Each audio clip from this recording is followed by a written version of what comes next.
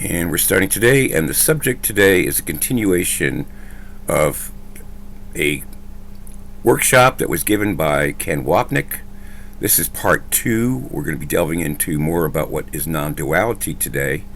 This is adapted from a workshop by Ken Wapnick, which was called Duality as Metaphor in A Course in Miracles. Before we get into that, I just want to go quickly into a little bit of background. For as far as what we understand in the Course in Miracles, this is our goal, is to understand that salvation is simple and that no one can fail. So these are simple goals that we're going to be talking about today, or seeing, in fact, how that duality makes that complicated, but unduality makes it simple. Can this be hard to learn by anyone who wants it to be true? Instead of choosing to believe in attack and weakness, we may choose strength of safety that will recall in our right mind love and perception, thus go hand in hand. What fear obscures in darkness, what is there? Today we will attempt no compromise where none is possible. The world you see is proof that you have already made a choice as all-embracing as its opposite. What we would learn today is more than just the lesson that you cannot see two worlds. It also teaches that the one you see is quite consistent from the point of view from which you see it.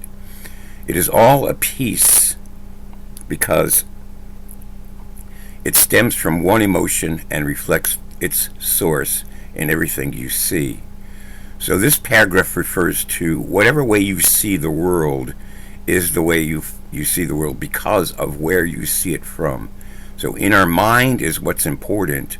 Our interpretations, our beliefs are going to lead us to believe in what we see. So believing in what we want, salvation is simple and no one can fail, is our objective here today, to see, in fact, that that would be simple if, in fact, we could see that it was true. Because if we could see it was true, this would help us also to see that this is all that we really need to see about the world outside ourselves. We needn't get confused.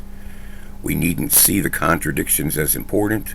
We need to see only the simplicity of peace, forgiveness, joy, kindness. We need to see only the simplicity of that in our mind to be relieved of the difficulties of seeing the world that's constantly changing. Our world instead focusing in our mind on what is always peaceful, always calm, always permanently there for us whenever we would look for it. This grace of God, this peace and joy and kindness of forgiveness, we always can find that in a healing sort of sense. We always can find that if that's what we're looking for. So today's simple lesson, salvation is simple, no one can fail. This is the only thing that you need to do for vision is happiness, to release from pain, and the complete escape from sin. All will be given to you. Say only this, but mean it with no reservations, for here the power of salvation lies. I am responsible for what I see. I choose the feelings I experience. I decide upon the goal I would achieve, and everything that seems to happen to me I ask for and receive as how I've asked. So deceive yourself no longer that you are helpless in the face of what is done to you. Acknowledge but that you have been mistaken, and all effects of mistakes then will disappear.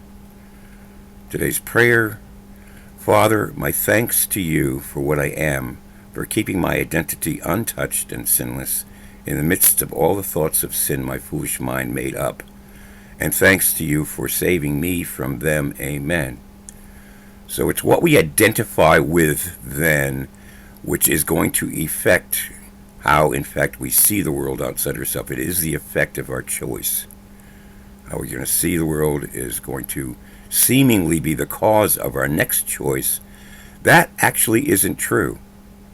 If, in fact, it's true that our choice to see the world as complicated, confusing, disorienting, chaotic, that there are contradictions, that we must hold on to regrets, if that's what I choose to see, then I'll continually choose to see that until I choose differently.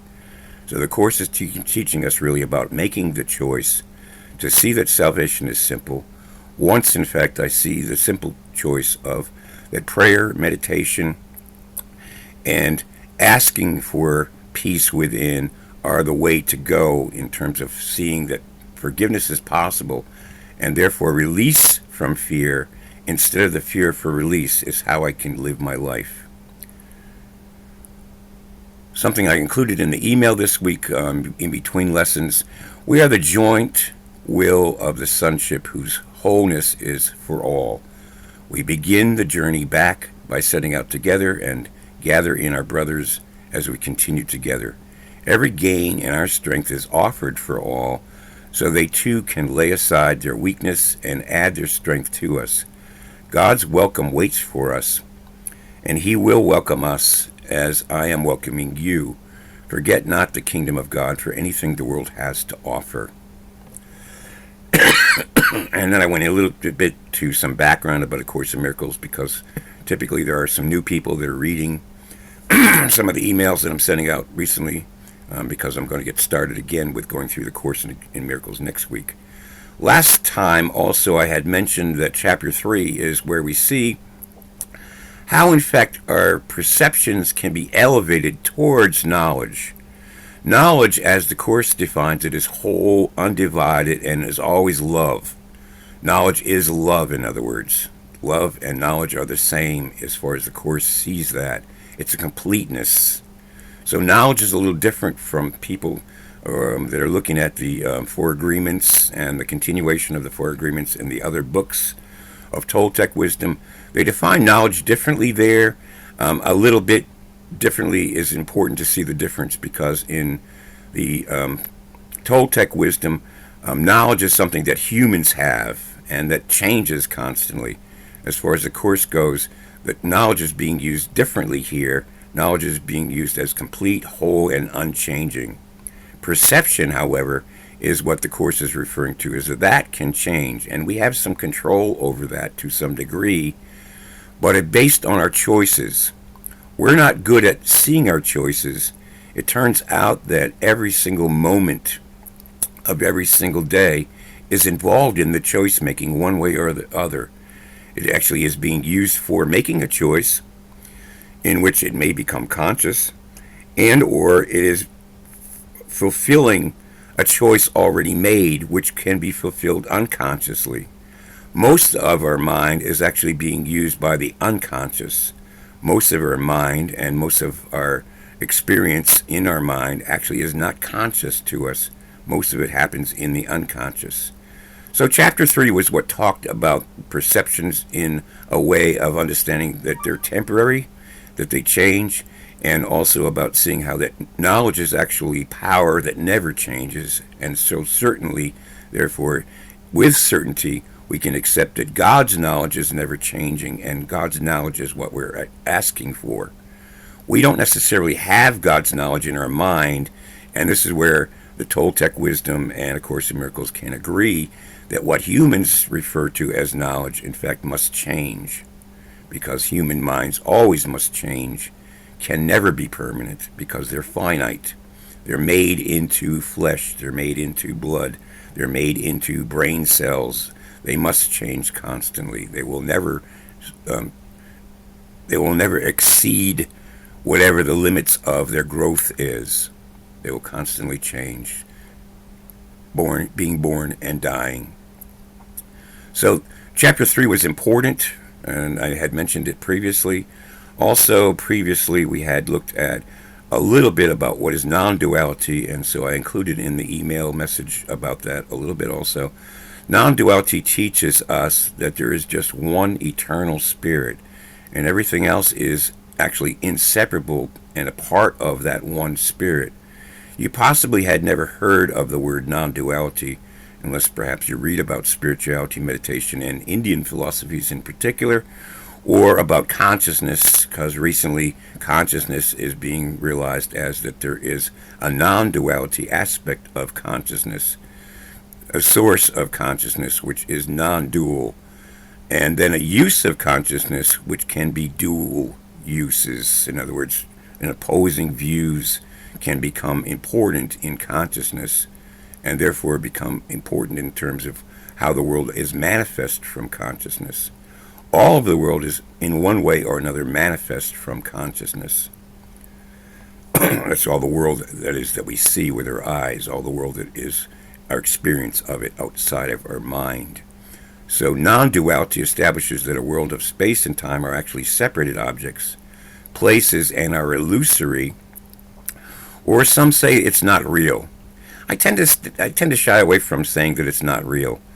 People's illusory experiences are real to them, and we need to elevate our minds in terms of understanding the illusory experiences. It's like magic. Things do appear to us in our mind. Those appearances are important to us as they appear to us in our mind. We have to learn how to deal with them. And so I say, well, that's sort of real then. It's a real dream, in a sense. It's a real experience, in a sense. It's a real need, in a sense, to look at it.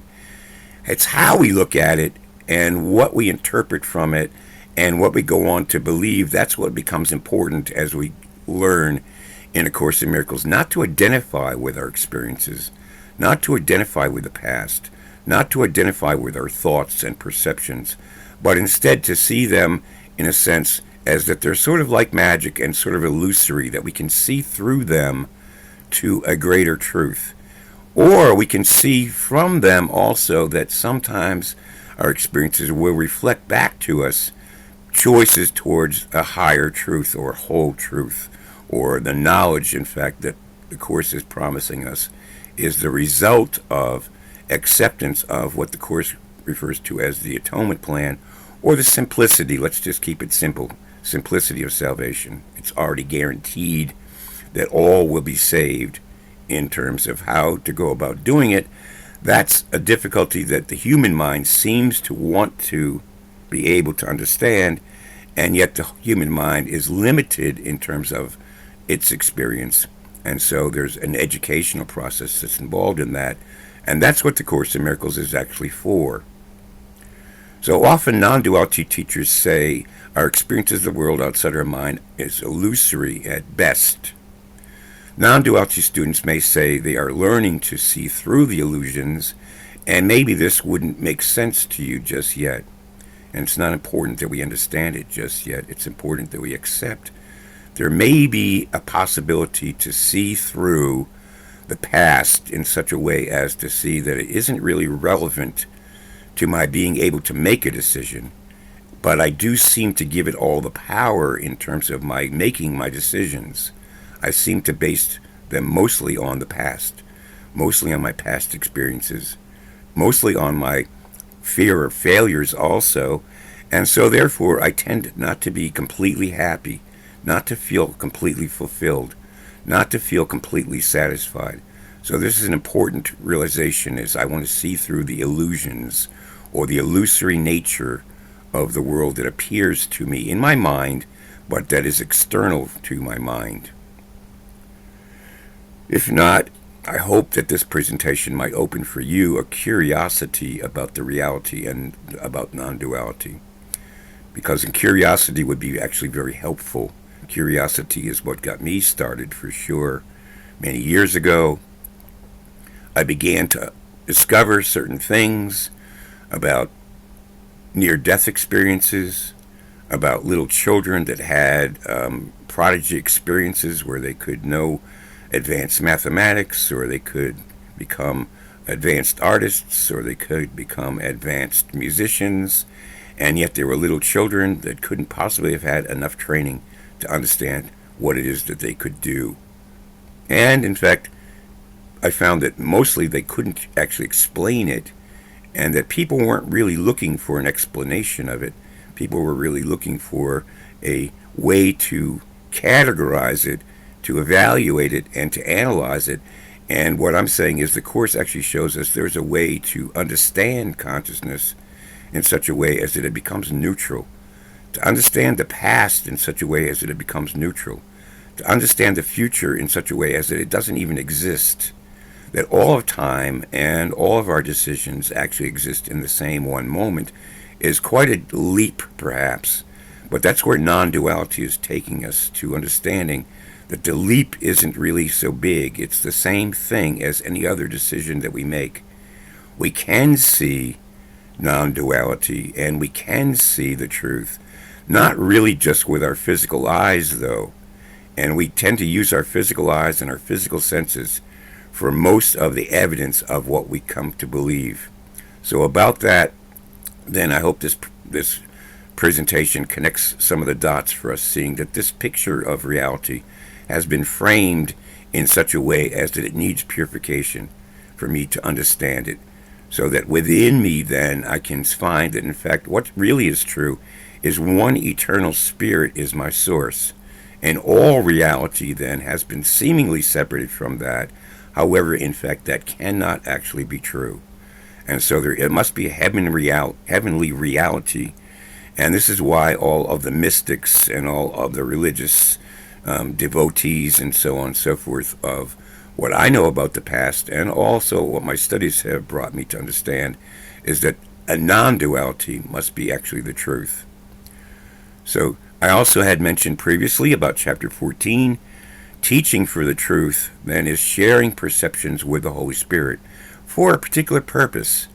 So seeing perceptions, or my past, or my use of my time, or my judgments about people, places, and things, and seeing it with the Holy Spirit, then I can see it more in a light of what really is useful about it, and I begin to see that what really is useful about my experiences and my past, and also even about the fear of the future, all it becomes useful in seeing that it's the suffering which in fact is the need for forgiveness.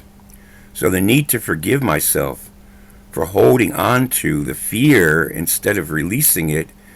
In other words, to understand the release of fear instead of the fear of release then becomes something that becomes apparent to me as I look at my past, as I look at my decisions, as I look at my untruth and my suffering of the past with the Holy Spirit.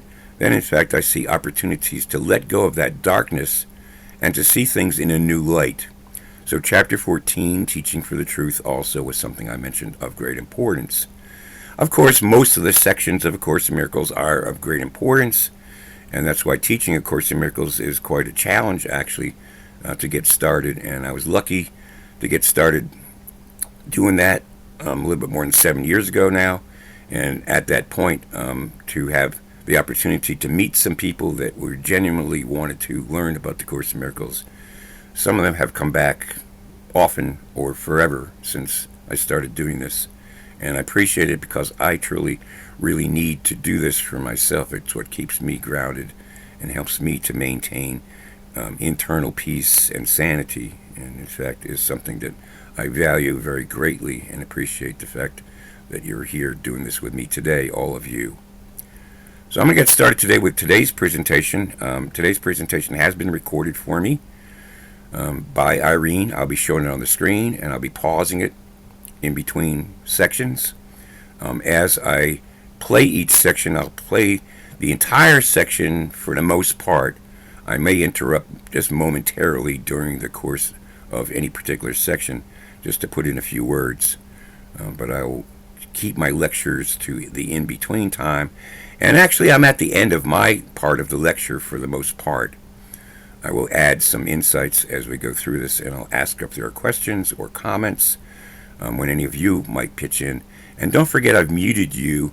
We don't need the video. We can come back on video at the end of the presentation today. It tends to cause problems sometimes with the presentations, is why I'm not going to turn on the video. And also the recording is going to be a little clearer if there's no background sort of interruptions, or there are microphone background noises, echoes, and so on like that. So if there aren't any questions, I'm going to turn on the recording for the first section, which speaks particularly about non-duality. Okay.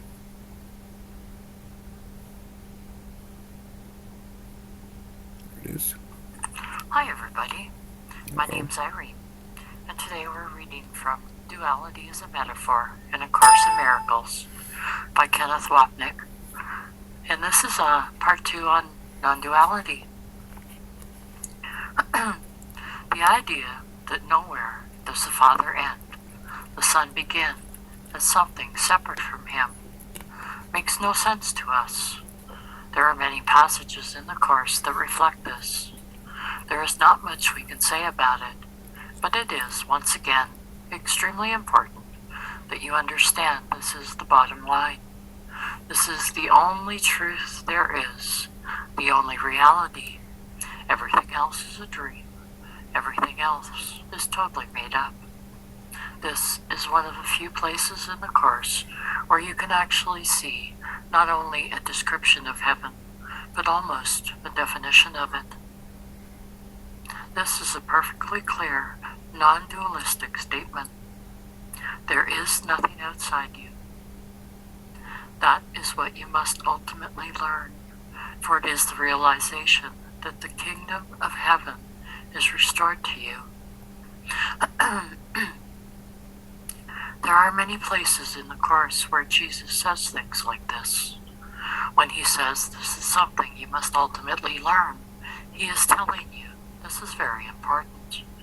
If you read this Course with colored markers ready, this is one of the statements you should underline. He is telling you this is what it is all about, and that you learn there is nothing outside you. This means there is no God outside you. There is no Holy Spirit outside you. There is no Jesus outside you. There is no world outside you. If you keep statements like this in mind, you will not fall into the trap of making the error real or believing there is a world out there you must do something about, that you must heal, save, run away from, want to join with, or to forgive. So there's two kinds of impulses. The first kind of impulse usually has to do with a reaction to something that seemingly just happened. Remember, everything that happens in the world outside of your mind, outside of your body, outside of your experience, whatever way that you see it at first, it doesn't matter. Everything that happens initially outside of you is a result of something that has been long before already decided. Everything that happens offers you actually an opportunity, if you in fact will take it, to allow it to be judged in your mind or with your mind, if in fact you can join in the one idea of the Holy Spirit, which is to in fact allow yourself to see everything elevated to love, everything elevated to a peaceful reasoning in your mind instead of a reaction to something that seems to have been originated in the world outside of your mind. So in order for your mind to hold to peacefulness, you must become allowing of the fact of that you must not make judgments about what happens, that you see, that you hear, that you feel, that you think you know. You must not react to that. You must instead always reserve judgment and allow it to be seen in your mind in its usefulness.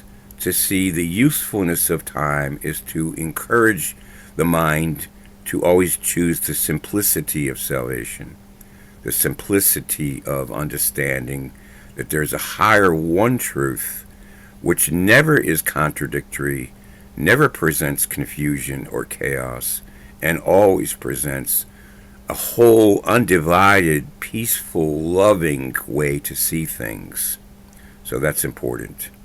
I'm sorry I got a little bit confused about where I was in the presentation. I was doing three things at the same time, which sometimes isn't the best thing to do.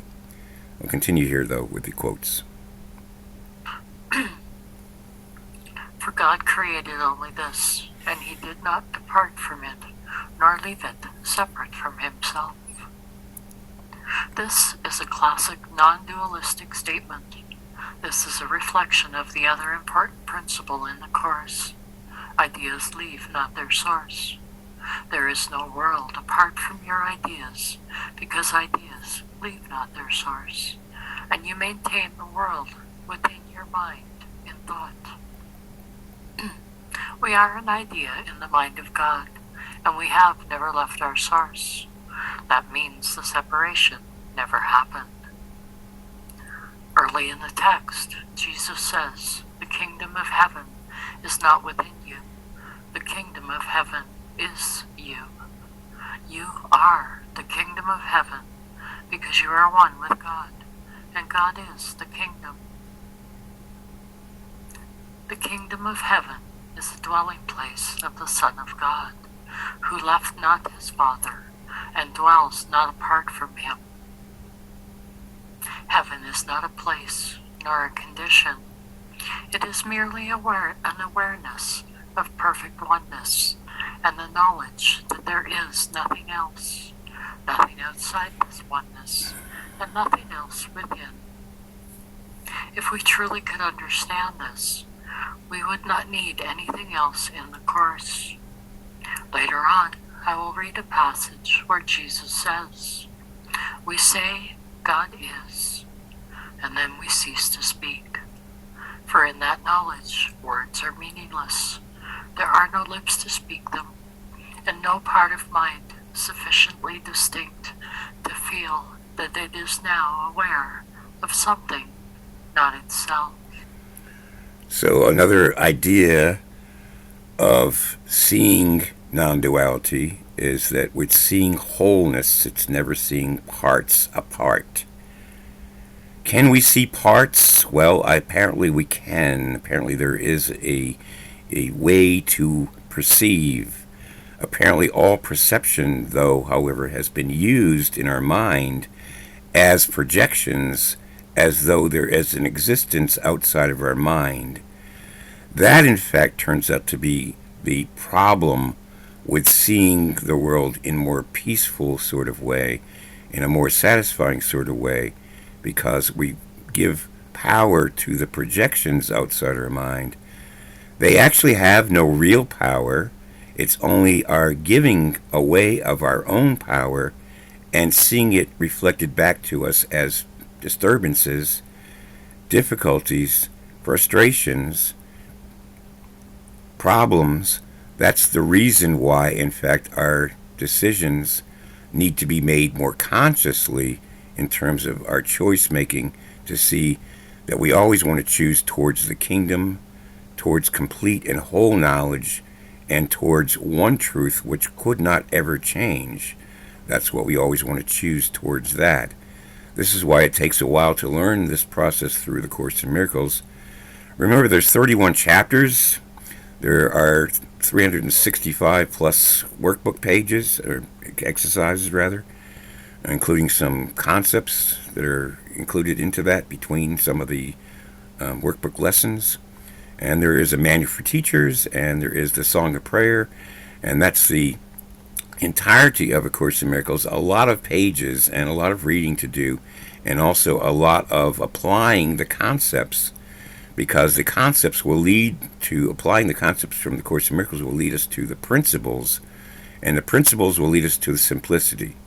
Accepting the simplicity of the atonement plan, accepting a 3-stage simple plan. And this is what helps to see the purification is done for us. We really needn't be doing it ourselves. We've been conditioned by the world to believe that we need to do all the purification of our mind. It turns out that that is untrue, and it turns out that that's also the same choice as to see the importance of the world outside ourselves, all of its disturbances, all of its changing, all of its difficulties, all of what seems to be happening in the world as more important than the proper use of our mind, to see that we always want to choose peace, kindness, joy, loving, forgiveness. This is what we always really want to learn how to choose. So it's important to see all of that. That's what this is talking about, the importance of seeing that. In the early text, Jesus says, "Kingdom of heaven is not within you. The kingdom of heaven is you." So in a sense, it's a correction to the way that we understood it before. Of course, it's in you, but because it is you, then that's what you're always talking about, is what is within you is what you really are. So that's important to understand. Sometimes when we say that the kingdom of heaven is within us, or Christ is within us, or whatever, it's like there's an external us or an external him. And the truth of it is they're not separated whatsoever at all. There's no difference between looking within and seeing my choices and looking within and seeing God's choices when I'm in alignment with the non-duality teaching of A Course in Miracles. Now, for people that are kind of new to this, these quotes I usually include, even if they're not actually in quote marks, I usually include some references back to A Course in Miracles. T-4 means chapter 4, text, chapter 4. 3 means the third section within chapter 4. And 1 means the first paragraph within section 3, within chapter 4. So that's the simplicity of those notations. If you click on them, it goes to the new Foundation for Inner Peace website, which is searchable and which is very useful. And so I wanted to provide links back to the source of these quotes. It took me a little while to do that, not too long actually. It took me a little while to put it into this format also. But Ken did most of this work, and the Course in Miracles did most of this work, and I don't take credit for what they did.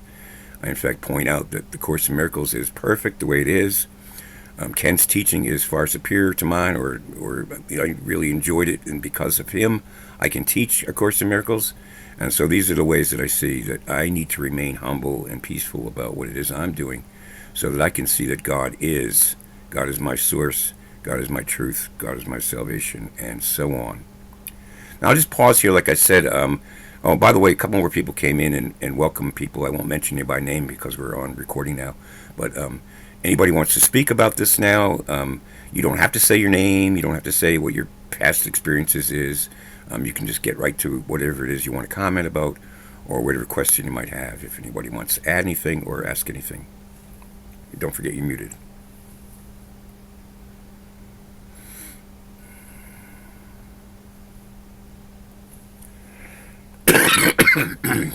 Let's go on to part 2 then, which is about God is this time.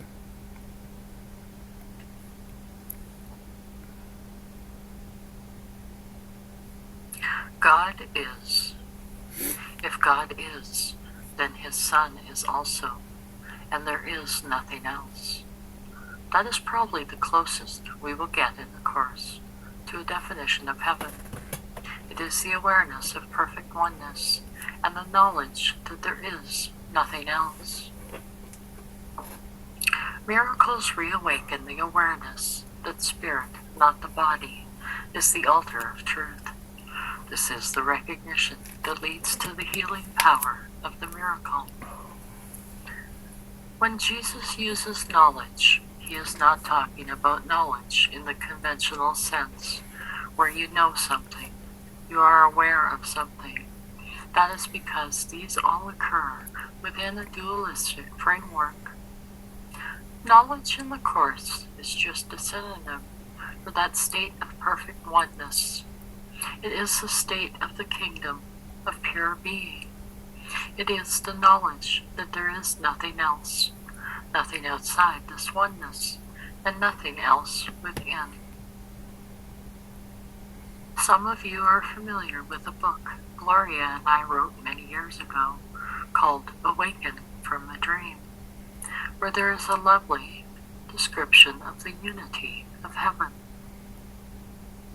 In the beginning, before there was even a concept of beginning, there is God, our source, the source of all creation, a perfection and resplendence, magnificence beyond comprehension, love and gentleness of such infinite nature that consciousness could not even begin its apprehension, a pristine stillness of uninterrupted joy, a motionless flow without friction to impede it, a vast, limitless, and all-encompassing totality beyond space-time, in which there is no beginning and no ending, for there was never a time or place when God was not.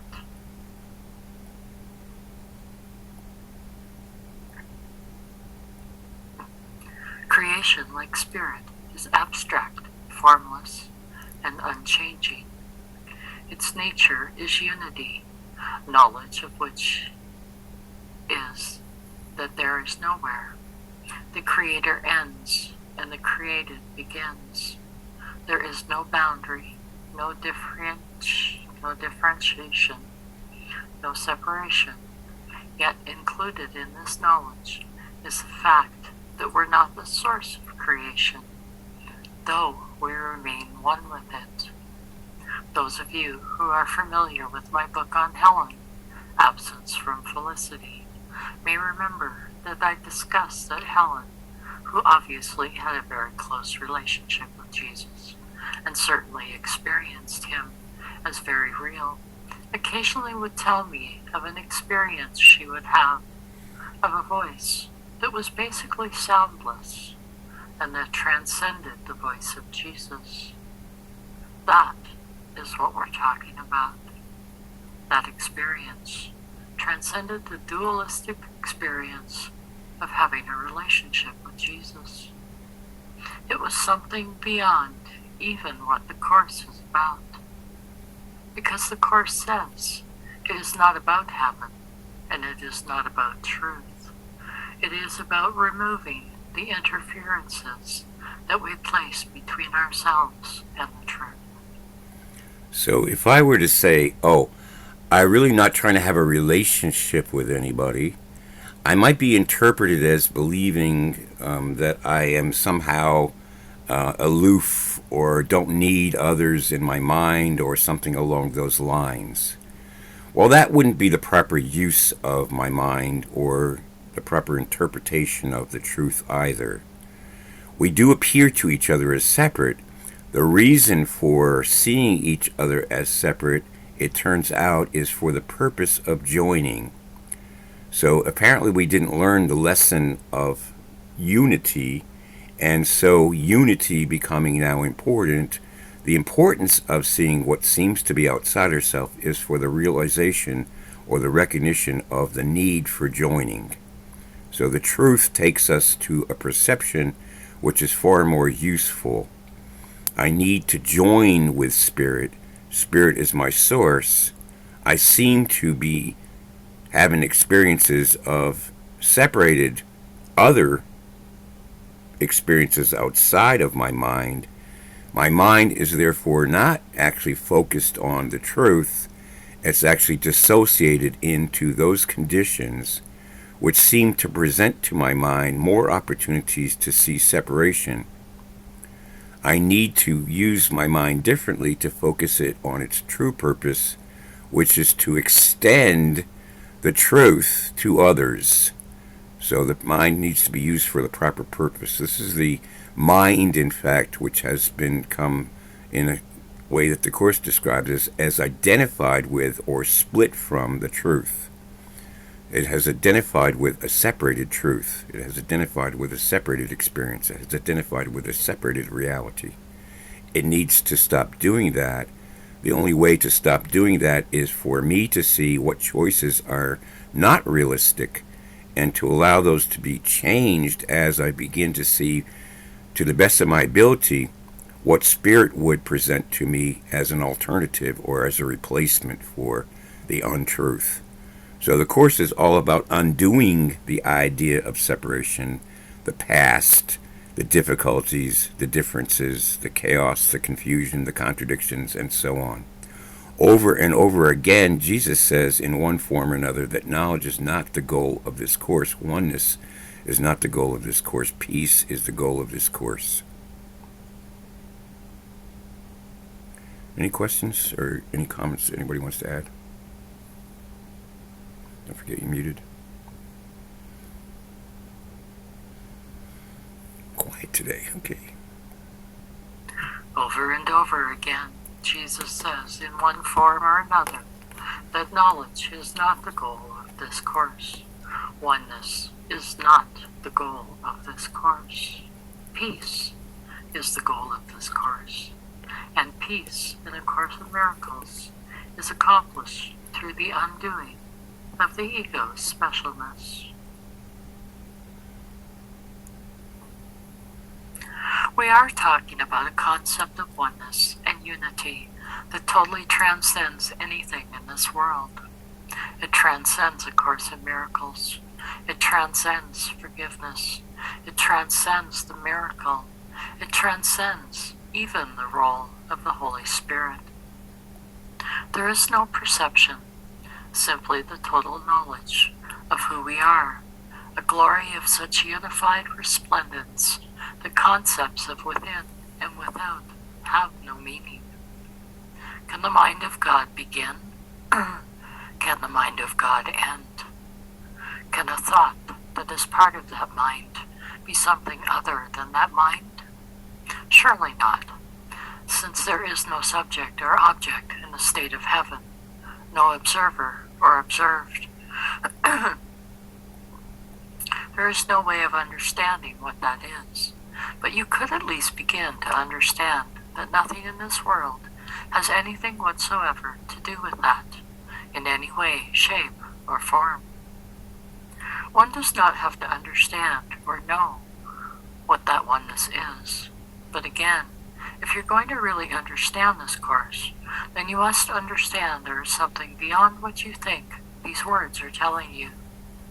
These words are telling you one thing on the level of form, but on the level of content, if you follow them along without prejudging them, you will be led by them beyond everything in this world, as the Course says, right up to the gates of heaven. And then the Course stops. It carries out its purpose. Then, as Jesus says, God will reach down and lift you back onto Himself. That is not the Course goal. That happens afterwards. What God has willed to be forever, one will still be one when time is over, and will not be changed throughout the course of time, remaining as it was before the thought of time began. We are creation, we the sons of God. We seem to be discreet and unaware of our internal unity with Him. Yet back of all our doubts, past all our fears, there is still some certainty, for love remains with all its thoughts, its sureness being theirs. God's memory is in our holy minds, which know their oneness and their unity with their Creator. The world of separation, of separate personalities, of individualities, the world of discreteness has nothing to do with heaven. It is all part of the illusion. It is all part of the dream, and we remain, as the Course says, at home in God, yet dreaming of exile. We remain at home with God, in a state of perfect oneness with Him. It should especially be noted that God has only one Son. If all His creations are His sons, every one must be an integral part of the whole sonship. The sonship in its oneness transcends the sum of its parts. The last line is an extremely important one. It is repeated several times in the Course in different ways. What Jesus is saying is what constitutes the one Son of God is not adding up all of the seemingly separate fragments. What constitutes Christ is its perfect unity and wholeness. So, every part of reality, in fact, might be seen as something apart from the whole of reality. This is why perception is possible. The usefulness of perception, however, is reduced or is in fact made null when in fact we begin to see separation as possible in terms of its appearance outside of the truth. The truth is whole and never can be divided. To see what is not whole or has been divided is to see a different whole. There's no way to see the whole without seeing all of it completely all the time in eternity. There's no way to do it differently. To perceive the whole and as if it has parts, as if we could divide it into you and me and this and that. To see that possibility and focus on that possibility is what the tiny mad idea is that the Course identifies for us. Is that's our identification with the untruth, with difficulties, differences, situations, circumstances. That's what leads to regrets, chaos, confusion, and contradictions. That's what leads to the misuse of our mind. That's why our mind needs to be reconditioned or deconditioned, because we have dissociated into these experiences of separation, believing them to be real now, having wanted to see if they were real. The whole problem now has to be resolved in spirit, cannot be resolved outside of spirit, because in fact that is the cause of the problem to begin with.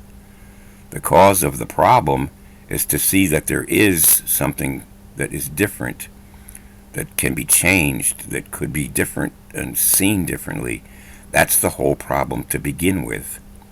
Seeing that that problem seems to exist then becomes the dissociative experiences that we call illusory. It becomes quickly the experiences of a world outside ourselves. So quickly, in fact, that the world outside ourselves seems to explode into existence from nowhere. And nothing now seems to be the source of what is real, and everything outside ourselves then seems to be what is real. So the whole problem of peace and kindness and joy and love has now been separated into different ways of experiencing, different ways of understanding, different ways of sharing. This is impossible for unity. This is impossible for coming together into the peaceful, heavenly love that we are. It makes it impossible for us to do so. We must therefore join in oneness in our one mind as fragments of the one mind, to change our mind then to see we don't need the chaos, we don't need the confusion, we don't even have to resolve it. We in fact don't really even need to see it. What we need to see instead is this recognition of the truth. That's the best we can do for now, is begin to recognize the truth. We can't see it completely because we still use our senses. We still feel that we're separated. We still think that we're separated. We still look like we're separated in our minds.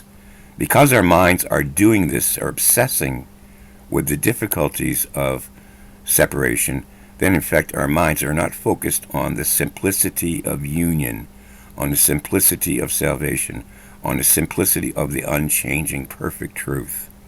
So it requires discipline for sure. But our part is the small part.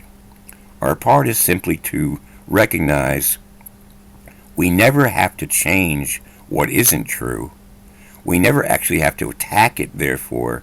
And all of our attacks and all of our attempts to use our senses have been used for the purpose of making the world outside ourselves real in our mind.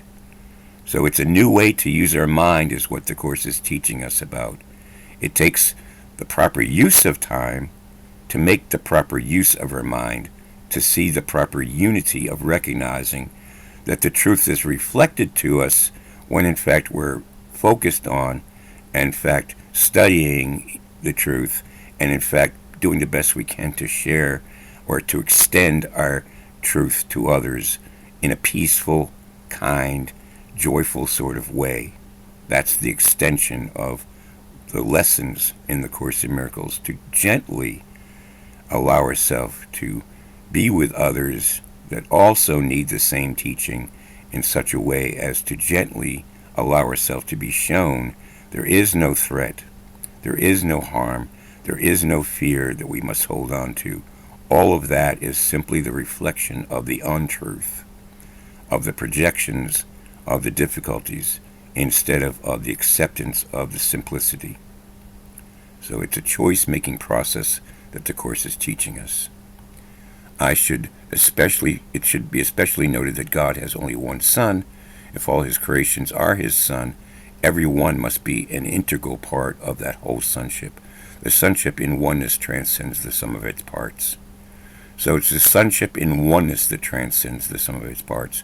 We can't make the sonship be oneness. We have to transcend our own difficulties, our own frustrations, our own chaos, our own confusions, our own contradictions. We have to transcend them in our own one mind to see the unity of the truth in the undivided mind of spirit, to see that, to experience that, to be that then becomes what the Course is teaching us to allow ourselves to understand, to escape from the fear, to escape from the untruth, to escape from the difficulties, to escape from the differences. That should be our one use of the initial use of our mind. Whenever we're confused, whenever we're disoriented, whenever we seem upset, whenever we're worried, we should use our one mind, our peaceful mind, to choose differently, to choose peace, to choose prayer for the increasing of peace, to choose meditation for the increasing of the realization that peace relieves us of the tension and of the limitations of the truth, allows us to come into a realization of the forgiveness of that and the acceptance of the greatness of the one truth, the greatness of God's will, the greatness of seeing things from the proper perspective of the proper usefulness of everything for the salvation and the simplicity of realizing that we are love. So the oneness then becomes a simple plan, a simple understanding. When we lose it, even for a moment, we can become very confused. We can become again dissociated into forgetfulness about peace and kindness and joy and love. It's easy to lose it when we decide to lose it. And our unconscious is always willing to lose it because our unconscious is always driven by the most relevant, the most closest decisions that it has seen to be made. So our unconscious sees everything, in a sense, and it sees what's close by as its method of sharing, as its method of receiving. And so therefore our unconscious mind is automated in a sense. It's automated in a sense because it is removed from the peaceful truth of oneness, but it doesn't know that. It can't know that because it doesn't know anything outside of its experience. The mind is only the experience of sharing the complete joy, the complete love, the complete truth. That's what the mind really is. It can't know anything else. It can be used by the ego, which is what the Course refers to as the separation idea or the separation thought or the tiny mad idea or the continuation of seeing the world outside ourselves. So oneness transcends the sum of its parts is what we're going to take a look at now. And this is what it's going to mean is that, in fact, it allows us to see it's not important to see differences, to see confusion, to see contradictions, to see the untruth. It's not important to see any of that if, in fact, it seems to diminish our peace, diminish our joy, or diminish our kindness. We must go back into our kindness, back into the peace and joy and realization of the truth, to see these things that seem to be separating us, to see them differently, because they have no real power to separate us from the truth. Then, in fact, we're using our mind incorrectly when we perceive that there is some sort of harm or fear that we haven't been able to release. We want to learn about the release of fear, not the fear of release. To see the fear is to see it with truth, that we have no need to fear itself. Fear is fear itself. It's dissociating in to the difficulties, confusion, conflict, and contradictions. That's what fear is made of. It's made of guilt. It's made of dilemmas. It's made of problems that can't be solved. Anybody want to add anything or ask any questions?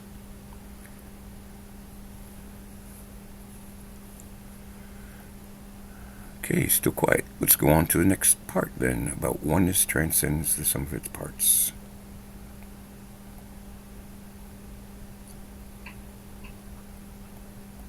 Oneness transcends the sum of its parts. The injunction, be of one mind, is the statement for revelation readiness. What defines Christ is perfect oneness, not the conglomerate or the sum total of all the seeming fragments. That is how we think of it here. That is why the whole thought of the 100th monkey idea, which many Course students adopt and think that this is what the Course is talking about, misses the point entirely. That is a wonderful example of the kind of thing I was discussing earlier, where people will take things from the Course out of context and basically understand them within the context of their particular thought system or their form of spirituality. If you understand what defines Christ is his perfect wholeness and oneness, then you cannot add up a certain number of members of the sonship, get a magic number that tilts the rest of the sonship, and everybody falls into God's lap. If you understand and you accept no compromise in which duality plays a part, you will not fall into that trap.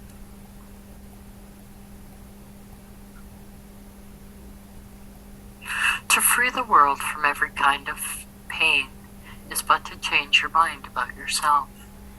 There is no world apart from your ideas, because ideas leave not their source, and you maintain the world within your mind in thought. Okay, I know I was accused in the past of always changing my mind about things. This is what we do with the human mind. It must constantly change. It cannot hold on to anything as if it's permanent, because nothing in the world is permanent. Everything in the world is finite, just like the human mind is finite. There's an infinite mind which can know about the infinity of the untruth, or the infinity seemingly of the truth. Perceiving requires that there be infinities. There are infinities about the untruth, and there are infinities about the truth.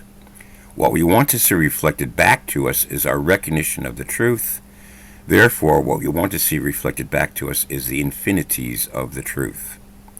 We do not need the infinities of the untruth, or difficulties, or differences, or frustrations, or bitternesses, or resentments. We do not need that in order to survive. The human mind has been reduced, in a sense, to becoming survival-oriented. The human condition seems to be constantly preoccupied by the need to survive. Our human bodies, therefore, seem to always reflect this need to have a certain temperature, to be surrounded by certain protective devices, or to be having a routine of some kind, to be fed at certain times, and so on and so forth, are the conditions of the way that the mind makes the world outside ourselves into a body for ourselves, because these are the beliefs that our mind holds. Our mind holds on to these unbeliefs or these untruths, and so therefore makes from nothing the essential ingredients that we can have, so that we in fact can have the kind of world that we decided that we want to have. That's what's going on with the world outside of ourselves. I know it doesn't always seem that way, because we always are trying to connect what happens now with something that happened just a moment ago in the world outside ourselves of finite conditions. The infinity is a better way to see the world of the infinity of the untruths, or the infinity of the truths, is a better way to understand that we need to focus on infinity. Infinity allows us to see that every moment of time offers us the same opportunity as any other moment of time, that any action that we take is the same as any other action that we take, so that how we use our mind, how we use our bodies, how we see the world, and so on and so forth, is all up to our choice making. We're not accustomed to seeing any of that for the most part. And when we begin to see opportunities to use our mind for the proper making of choices, it seems like we need a lot of practice. It turns out practice isn't really what we need in order to make the decision, but we're not able to make the decision because we never hold on to this ability to see what God's will is in its entirety. Because God's will is eternal, it isn't even infinite. It isn't even finite at all. Then, in fact, we misuse our mind because our mind is used to being focused on what's finite and temporary and changing constantly in an infinite way towards difficulties that need to be overcome, which is what survival represents to us in our brain and our central nervous system. And this is why our brain and central nervous system act in such a way as that survival and procreation are the main objectives of our lives. It turns out that the main objective of our life is not only obscured, but in fact we would kill it if it got in the way of our eating our meals, or if it got in the way of our comfort of temperature or whatever. We would kill it. We would kill it if it threatened any of that. And so the truth is not important to the human mind whatsoever at all. Therefore, you ask me, how am I going to learn A Course in Miracles, or why is it important to learn A Course in Miracles?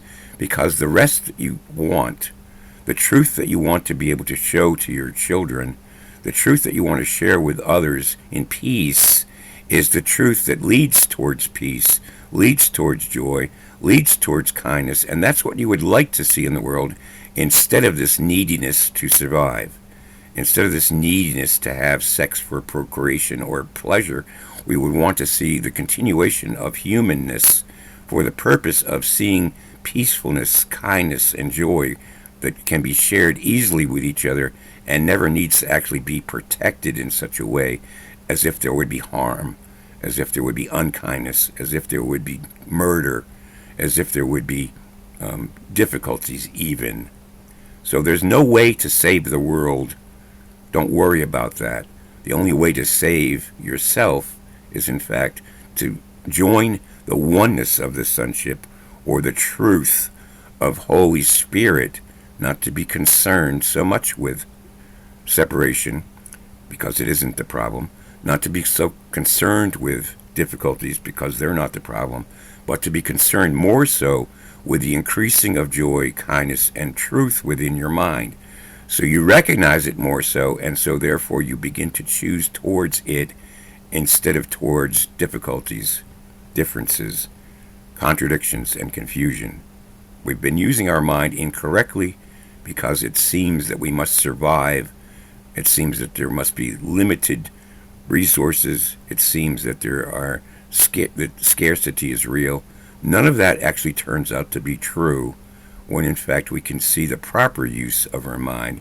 There are examples of it in the world, but they're limited and we can't make them permanent.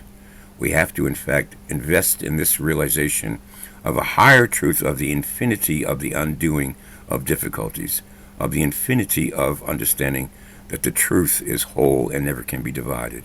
These are our choice making to make. They're not hard choices. We have chosen against it often, though, and so we have bad habits of choosing to disregard our friends or our loved ones even, rather than to show them kindness and love and joy. We sometimes show them that we're upset, frustrated, bitter, and resentful. These are the misuse of our mind, the misuse of our time, and this is what is being corrected towards the simplicity. It's easier if we can see the simplicity, but if we can't, it's going to seem like hard work. As I begin to see the simplicity, then I see I don't have to work at all. I see I can rest in the salvation plan. It's like meditation. It's like prayer. It's like joy. It's like kindness. It's like peace. It's like love. In fact, it's taking me towards the non-dual understanding that all is one. All that is real is one. All that is not real is fear, guilt, shame, blame, conditions, differences, separation, circumstances, all of it, dividing and dividing and dividing so that there remains to be no truth whatsoever in any of it, it seems. It can be a very difficult world that way. It can be quite a burden then that way. I would probably want to escape from it and drink, or I probably want to escape from it and do something else that takes my mind off of it in some way. This is what I found that I don't need. What I found that I do need is the atonement plan, and that's what we're going to focus on now. Are there any questions, or does anybody add anything? I see microphone's on for Katie.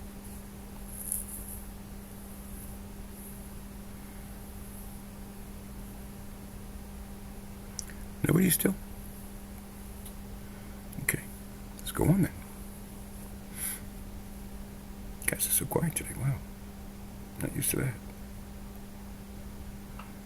Atonement. People take the section called the Circle of Atonement, which talks about how teachers of innocence are gathered together, and the implication of that section is that you get more and more people within the sonship.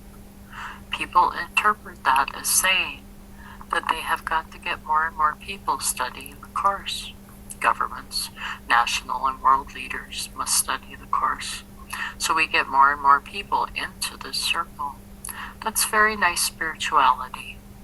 It is not a Course in Miracles. Please do not fall into that trap.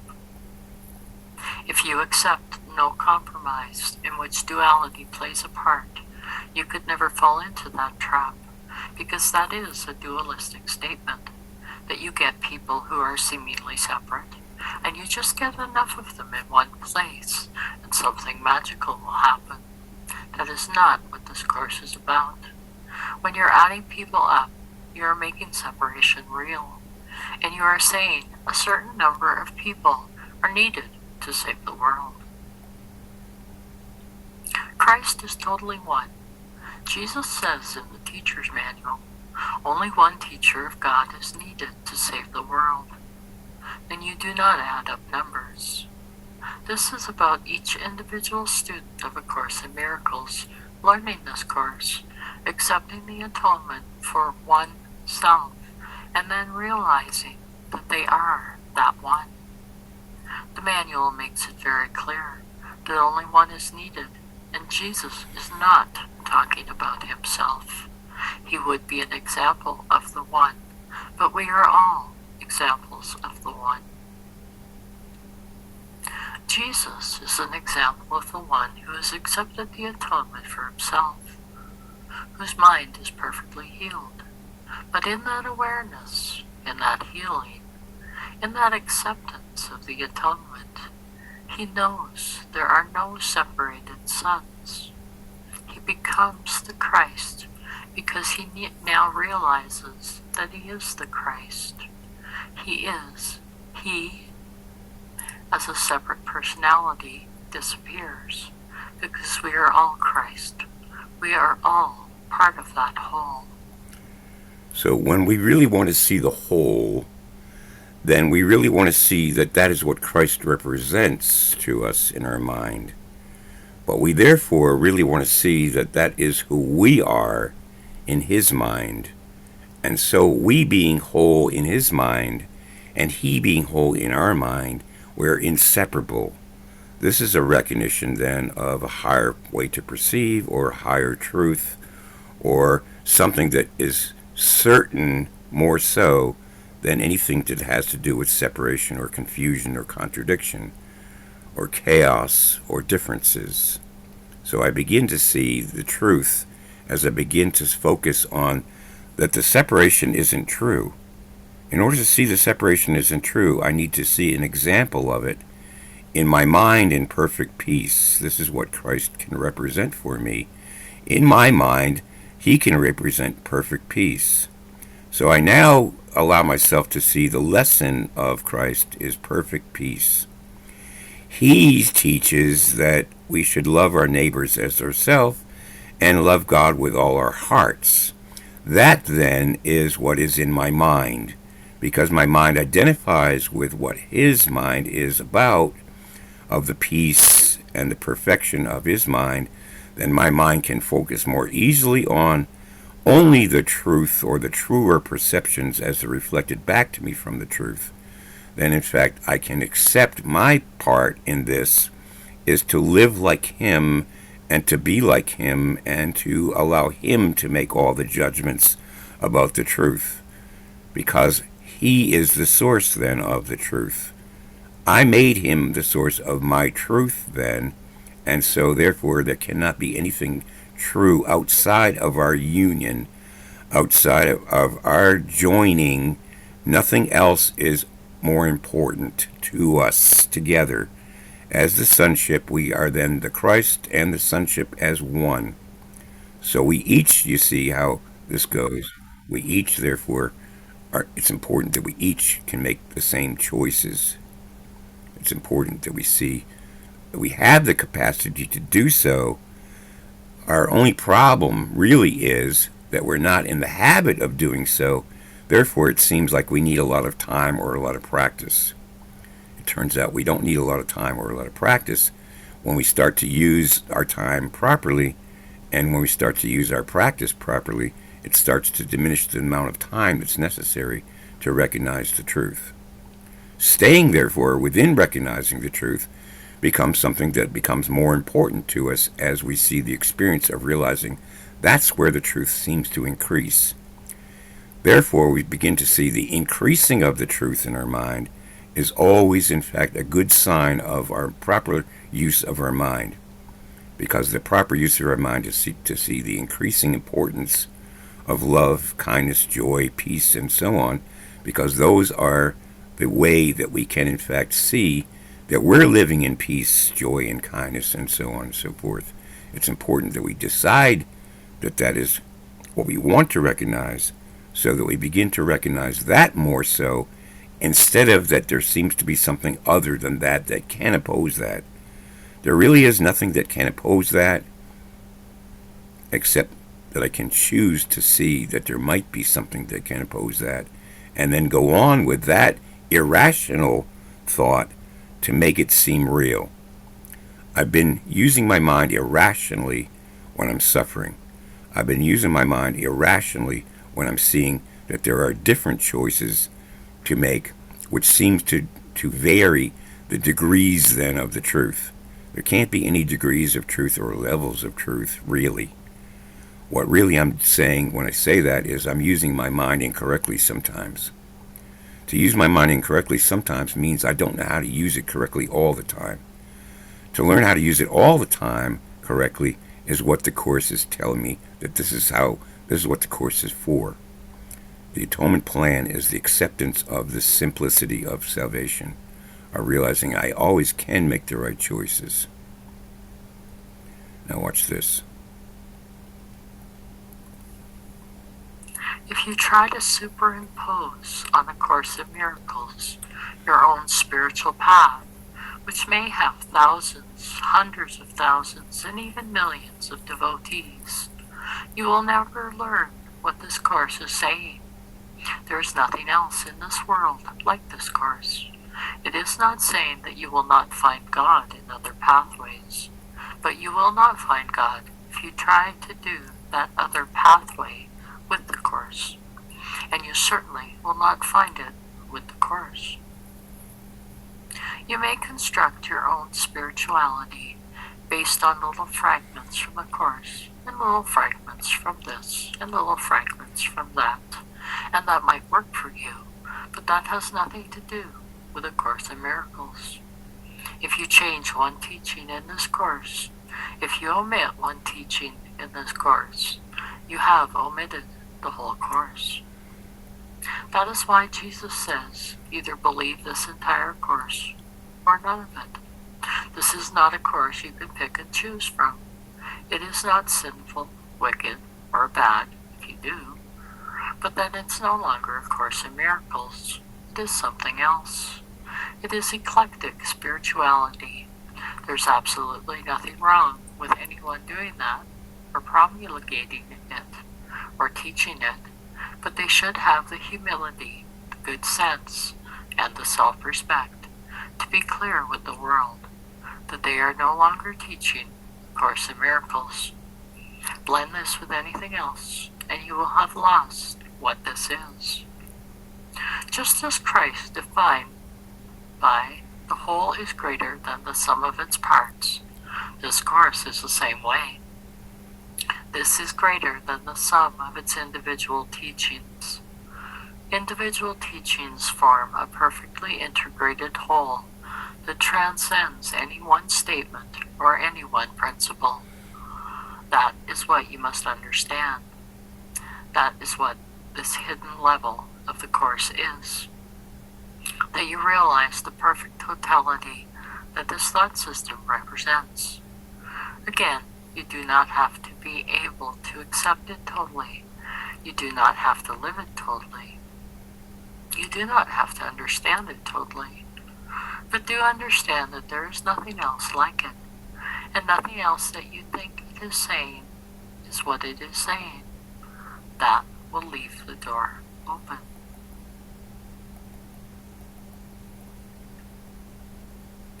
This Course, just like Christ, is greater than the sum of its parts.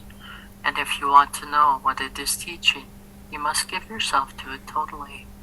And the way you give yourself to it totally is to realize how much you do not want to give yourself to it totally, how much you want to withhold yourself from it. There is nothing wrong with doing that. In fact, there is something wrong if you're not doing it. Because if you think you're not doing it, then you're a liar. You should assume you will do it. You will withhold from it. You will take out certain things that you're not comfortable with. You will blend it in with other things. You will make the Course a statement of dualistic thinking instead of non-dualistic thinking. Don't be surprised when you do it, but don't be arrogant in thinking you don't do it. It is in realizing that you are trying to change the Course, just as you tried to change heaven, that will help you get past all of your guilt and over your seeming sin. Everyone is going to sin with this Course, because no one wants to hear what it says. If people want to hear what it said, then they would already know what it says and they wouldn't need it. No one wanted to hear what Jesus said 2,000 years ago either. That's not a sin. It's just a reflection of the original thought when you did not want to hear what God said either, which is the word of perfect oneness. Therefore, you want to be aware of your attempting to subvert, pervert, distort, and change this Course. But forgive yourself for it. Just don't arrogantly think that you're not doing that. Remember, the whole is greater than the sum of its parts. How many people are really ready to totally give themselves to the whole of this Course, to the whole of Jesus' love, without any reservations? This is what you want to look at in yourself and be humble about. That is what will allow you to forgive yourself, not for what you think you've done to Jesus or A Course in Miracles, but what you think you did to Christ, to God, and to Christ. I have a question. Oneness is. Now I want to look at it. Yes, please, go ahead. Lost your... Here you go. Okay, got you back. Go ahead. Eric, I just had a question about those words. Where are they from? Those words, those last 2 or 3 paragraphs about picking and choosing the Course and that you can't do that. Where are those words Yes, from? these are from Ken's interpretations of various different parts of the Course in Miracles. He says this Course, just like Christ, is greater than the sum of its parts. He's taken this as a totality of understanding the Course, not of any particular chapter or section. We're taught in many ways that the Course is complete and whole, and that the Course leads us towards that understanding. that Christ is whole, that God is whole, that the Holy Spirit is whole, but they're all one. And we're understanding that if let's not make the parts more complicated than that. Whenever the Course speaks about parts, let's look at the simplicity to the best of our ability. Just look at the Trinity, okay? So if I try to make it more complicated than that, then I've already divided that into three separate parts.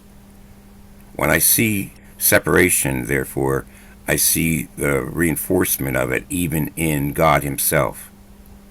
You see what I'm saying? I So Ken, do. so Ken is saying, let's not do that. Let's look instead on the whole to the best of our ability. To see the Trinity is to see that's far enough.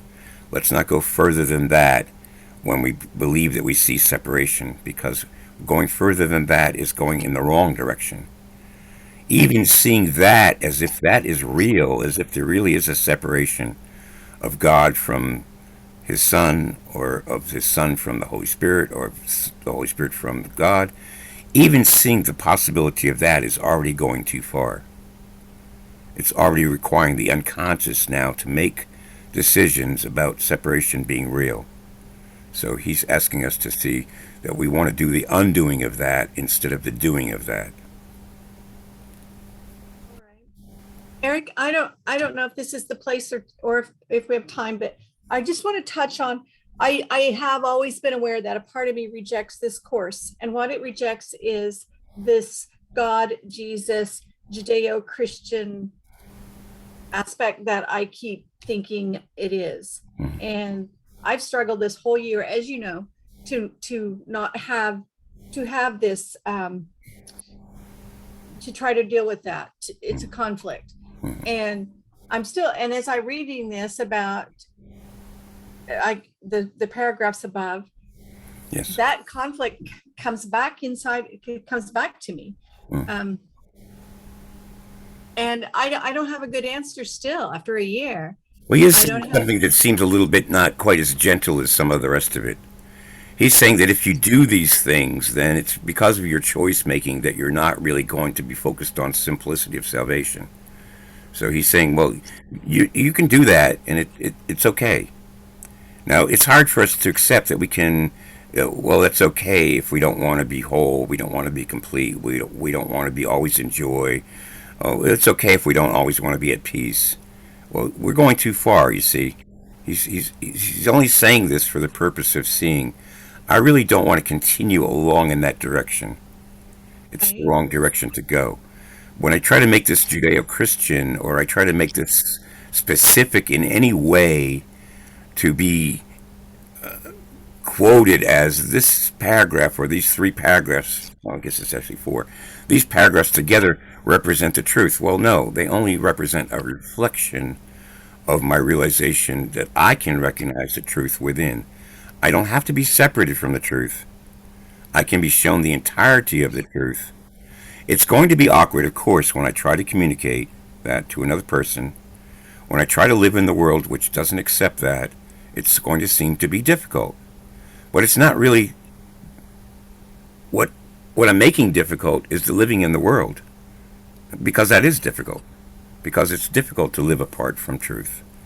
It's difficult to live apart from who really I am when really my source is one with me.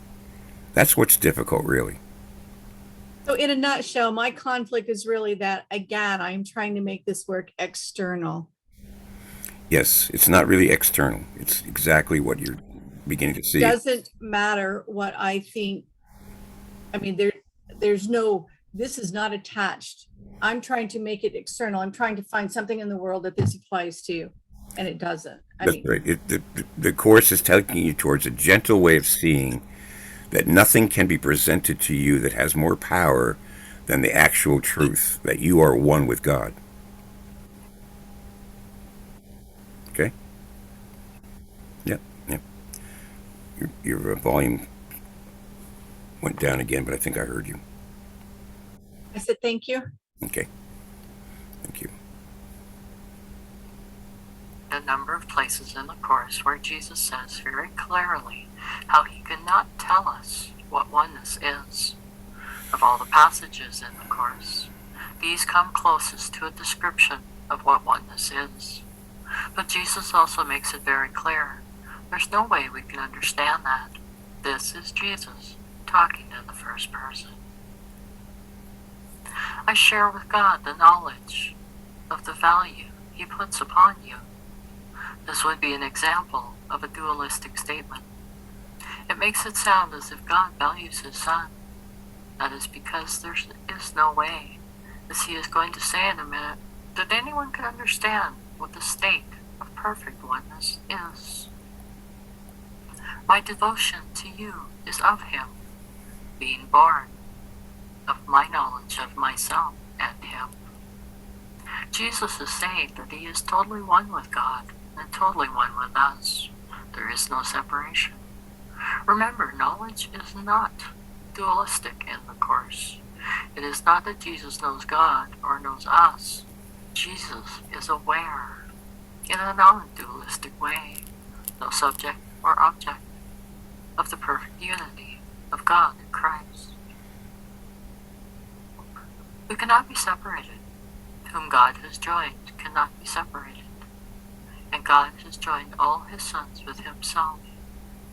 Can you be separated from your life and your being? Remember, ideas do not leave their source. So there is no way we can be separate from our source, which is all being and all life. The journey to God is merely the reawakening of the knowledge of where you are always and what you are forever. It is a journey without distance to a goal that has never changed. Truth can only be experienced. It cannot be described, and it cannot be explained. That is a clear, easily understood statement. Truth can only be experienced. It cannot be described or explained. That is why this is not a course in truth, but the foundation of a course is truth.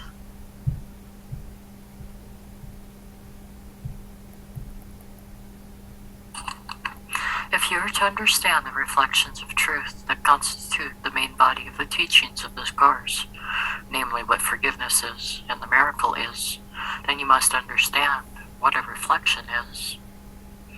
Don't mistake the reflection for the truth. You cannot understand this course if you do not recognize what non-duality is, what a state of perfect oneness is. Everything else is part of the dream, and therefore not real. Jesus says, I can make you aware of the conditions of truth. The conditions of truth are the undoing of the ego's barriers to truth. He says in one important section on special relationships that your task is not to seek for truth, but merely to seek and find all the barriers you have placed between yourself and truth. This is not a course in truth. This is not a course in love. This is a course in illusions. This is a course on a dualistic level to help you undo the illusion, because that is what forgiveness does.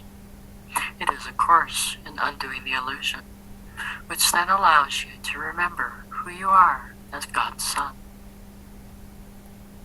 Again, if you do not understand that this is the basic goal, if you do not understand that is where you begin and that is where you end, you will not understand how to get there, and you will continually stub your toe, fall, trip yourself up, because you will think you're doing this course, but you will not be doing it. You must understand that duality is unreal. And when, in the course, Jesus speaks about duality, He is speaking metaphorically, symbolically. He is not speaking truth, because truth cannot be talked about, it cannot be explained, and it cannot be described. Jesus says, I can make you aware of the conditions of truth, but the experiences is of God. Together we can meet its conditions, but truth will dawn upon you of itself. Again, this is a very clear, easily understood statement about what he is doing in this course. He is telling you this course is not true. He will tell you later on in another passage that this course comes within an ego framework. It is dualistic, not because that is true, but because it's the only way you will learn about your mistakes so you can undo them. Don't confuse the method or the means with the end. The underlying layer of this course shines in you, which is to say that if you proceed with open eyes and with an open mind, without arrogance, and with deep humility and gratitude for this, you will begin to understand what that deeper layer is, and you will begin to really understand what Jesus is talking about, what is in your mind. He says in a very important passage near the end of chapter 20, what if you recognize this world is a hallucination? What if you really understood you made it up? What if you realized that those who seem to walk about in it are wholly unreal? He means that very literally. Hallucination is a psychiatric term for a patient who sees something that is not there, who hears something that is not there. This is not an altered state. This is not a spiritually advanced state. This is psychosis, born of terror. Don't confuse psychosis with spirituality. He means that very literally. What if you knew this world was made up, was not here? Later, I will go into exactly what this means and how to understand what this means for you personally. This is what he is really saying. If you really understood that, you would understand what non-duality is. Non-duality is everything that duality is not. Again, together we can meet its conditions, but truth will dawn upon you of itself. Truth is not the goal of the course. It is what the course will lead you to. Communication, unambiguous, plain as day, remains unlimited for all eternity. Communication in the course is a term Jesus uses to describe the state of knowledge. God is in perfect communication with his Son, and vice versa.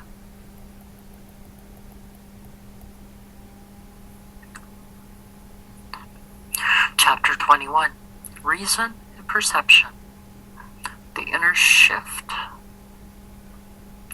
Are thoughts then dangerous? To bodies, yes. The thoughts that seem to kill are those that teach the thinker that he can be killed. And so he dies because of what he learned. He goes from life to death. The final proof he valued, the inconstant more than the constancy. Surely he thought he wanted happiness, yet he did not desire it, because it was the truth, and therefore must be constant. The constancy of joy is a condition quite alien to your understanding. Yet if you could even imagine what it must be, you would desire it, although you understand it not. The constancy of happiness has no exceptions, no change of any kind. It is as unshakable as is the love of God for his creation. Sure in its vision, as its creator is in what he knows happiness looks on everything, and sees it as the same. It sees not the ephemeral, for it desires everything be like itself, and sees it so. Nothing has power to confound its constancy, because its own desire cannot be shaken. It comes as surely unto those who see the final question is necessary to the rest, as peace must come to those who choose to heal and not to judge.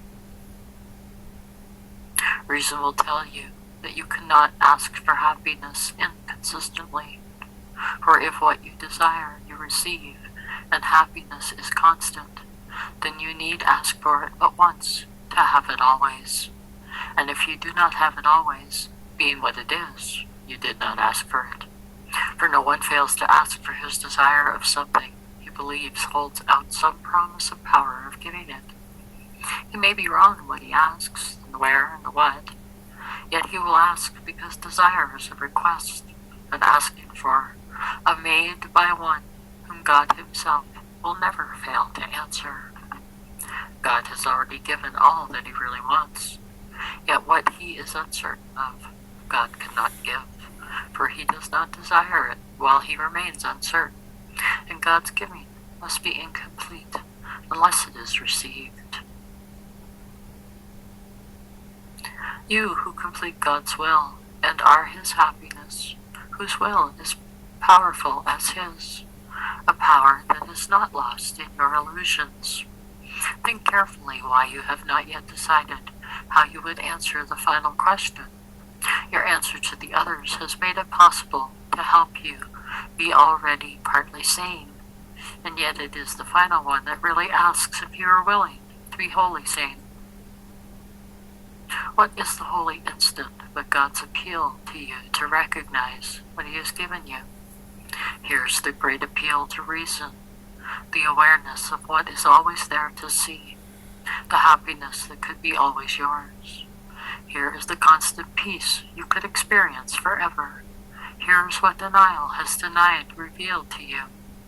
For here the final question is already answered, and what you ask for given. Here is the future now, for time is powerless, because of your desire for what will never change.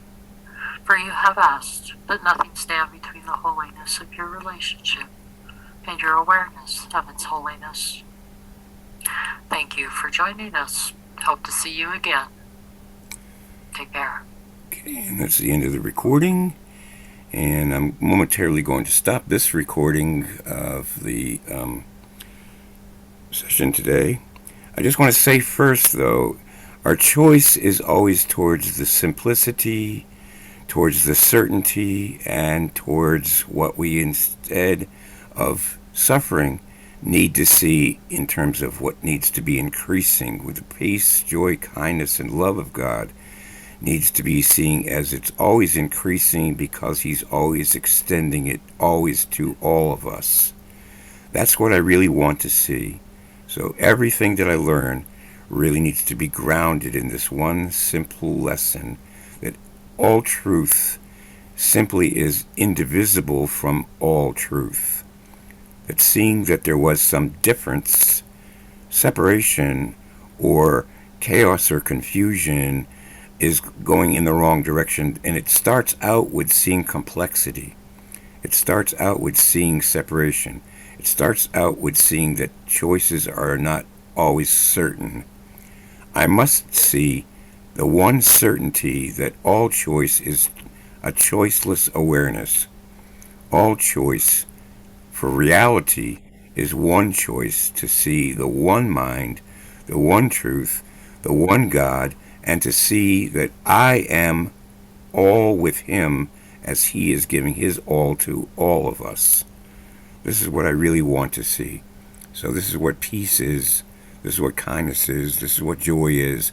This is what simplicity is seeing that certainty. It takes a good deal of practice, perhaps, if that's what it seems like it takes.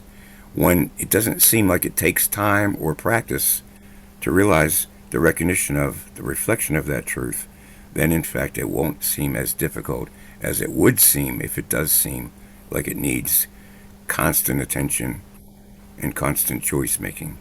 Because it really doesn't, then in fact I can see that even deceiving myself is really not such a big deal, because I can stop deceiving myself when in fact I look at what is not deceiving.